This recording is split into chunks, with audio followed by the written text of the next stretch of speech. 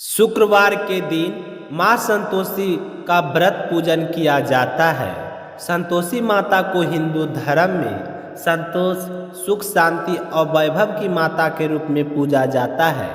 माता संतोषी का व्रत पूजन करने से धन, विवाह, संतान आदि भौतिक सुखों में वृद्धि आती है। तो चलिए सुनते हैं संतोषी माता की व्रत कथा। एक समय की बात है, एक वृद्धा थी जिसके 7 पुत्र थे। उसमें से 6 पुत्र कमाने वाले थे, कामकाज वाले और पैसा कमाने में निपुण थे, परंतु 7वां बेटा सीधा साधा, भोला और निर्धन था। माँ रोज सुबह बुढ़िया रसोई बनाती, 6 कमाने वाले पुत्रों को बड़े प्रेम से जमाती, पर 7वें बेटे को बचे खुचे जूठे टुकड़े दिए करती थी। पर वह भोला बालक अपनी माँ के प्रेम को ही सच्चा मानता था। एक दिन उसने अपनी पत्नी से कहा, देखो तो सही माँ मुझे कितना मानती है। तो पत्नी ने हंसकर कहा, प्रेम आपको तो सभी की जूठी थाली मिलती है। बड़े भोलेपन से वह बोला, नहीं नहीं, मेरी माँ कभी ऐसा नहीं कर सकती। तो पत्नी बोली, चलो एक दिन देख लेना। कुछ समय बाद एक बड़ा त्योहार आया। 7 तरह के व्यंजन, घी की चूरमा और लड्डू बने। 7वें लड़के ने सिर दर्द का बहाना किया और एक पतला कपड़ा ओढ़कर लेट गया ताकि माँ की सच्चाई परख सके। तो 6 बेटों ने को माँ ने सुंदर आसनों पर बैठाया और 7 प्रकार के व्यंजनों परोसे, लड्डू दिए और बड़े प्रेम से भोजन कराया। जब सभी खाकर उठ गए तो बुढ़िया ने वही जूठी थाली इकट्ठा की, उन्हें चूर कर एक लड्डू बनाया और 7वें बेटे के सामने आकर बोली, अरे बेटा उठ, रोटी खा ले। तो 7वें बेटे का हृदय टूट गया। उसने धीरे से कहा, माँ अब मैं यहाँ नहीं रहूँगा, मैं परदेश जा रहा हूँ। तो माँ बोली, कल जाना हो तो आज ही निकल जा। तो दुखी मन से वह घर से निकल पड़ा। जाते जाते उसकी पत्नी गौशाला में कंडे थाप रही थी।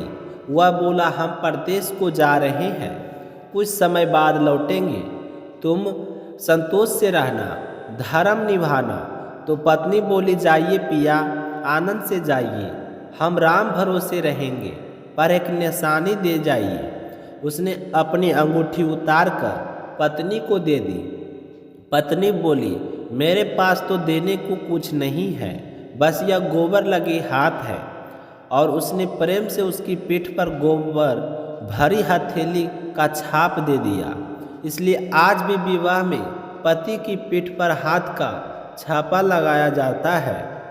तो दूर शहर जाकर वह एक व्यापारी की दुकान पर नौकरी करने लगा। सुबह 7 बजे से रात 12 बजे तक मेहनत से काम करता। कुछ ही महीनों में हिसाब किताब खरीद फरोख्त सेठ ने उसी से के हाथ से में दे दी। सेठ के बाकी नौकर जलने लगे। 2-2.5 महीने बाद सेठ ने उसे आधा मुनाफा साझेदार बना दिया। 12 वर्षों तक वह स्वयं बड़ा सेठ बन गया। इधर उसकी पत्नी को सास और जेठानियों ने अत्यधिक सताना शुरू कर दिया। कभी जंगल से लकड़ी लाने भेज देते, कभी भूसे की रोटियां देते, कभी फूटे नारेले में पानी देती। बेचारी बड़ी कठिनाई से दिन बिताती। एक दिन लकड़ी लेने जाते समय उसने कई स्त्रियों को व्रत करते देखा।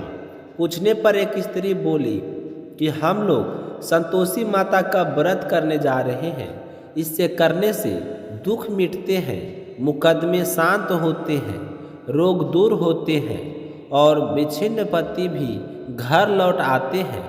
वह स्त्री उसे विधि भी समझा गई। तो पत्नी ने उस दिन लकड़ियां बेचकर गुड़ और चना खरीदा और व्रत करने जा पहुंची। तो संतोषी माता के मंदिर वह रोकर बोली, माता मैं अज्ञानी हूँ, दुखों से घिरी हूँ, आपकी शरण आई हूँ, कृपया करो। माता को दया आ गई। अगले शुक्रवार उसके पति का पत्र आया। अगले ही शुक्रवार को भेजा हुआ धन आया।